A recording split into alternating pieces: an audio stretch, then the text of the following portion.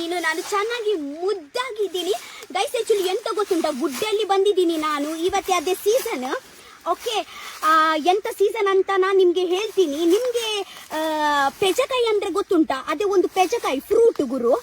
Okay, ಇದೇ ಸೀಸನ್ನಲ್ಲಿ ಬರುದು ಅದೇ ಫ್ರೂಟ್ ನಮಗೆ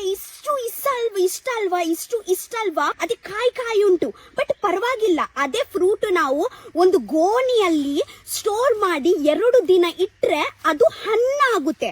ಓಕೆನಾ? ಮತ್ತೆ ಅದೇ ಹಣ್ಣಾಗುತ್ತೆ. ಮತ್ತೊಂದು ಎಂತ ಕೆಲಸ ಆಗುತ್ತೆ ಗೊತ್ತುಂಟಾ? ನಮ್ಗೆ ವೆಜಿಟೇಬಲ್ ಮಾಡ್ಲಿಕ್ಕೆ ಕೂಡ ಯೂಸ್ ಆಗುತ್ತೆ. ಕಾಯಿ ಪೆಚಕಾಯಿ ನಾವು ಕಟ್ ಮಾಡಿ, ಕಾಯಿ ಪೆಚಕಾಯಿ ಒಂದು ಟೈಮ್ ಮತ್ತೊಂದು ಸತಿ ಹಿಯರ್ ಮಾಡಿ, ಕಾಯಿ ಪೆಚಕಾಯಿ ಕಟ್ ಮಾಡಿ ಸಾಲ್ಟ್ ವಾಟರ್ ಡಬ್ಬಲ್ಲಿ ಇಟ್ರೆ ನಾವು ಅದೇ ಸುಕ್ಕ ಕೂಡ ಮಾಡ್ಬೋದು ಗೈಸ್. 2 in 1.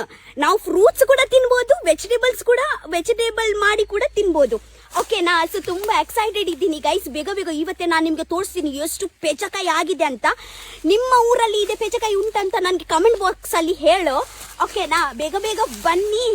ಇದೇ ಲುಂಗಿ ಸ್ವಲ್ಪ ಕಟ್ಟಿ ಬೇಗ ತೊಡಂಕು ಹಿಟ್ಟಿ ಹೋಗೋಣ ಪೆಚಕಾಯಿ ಗೆಪ್ಪರೆಗೆಂದು. ಬನ್ನಿ ಗೈಸ್, ಇದೆ ನೋಡಿ, ಇದೇ ಪೆಚಕಾಯಿ.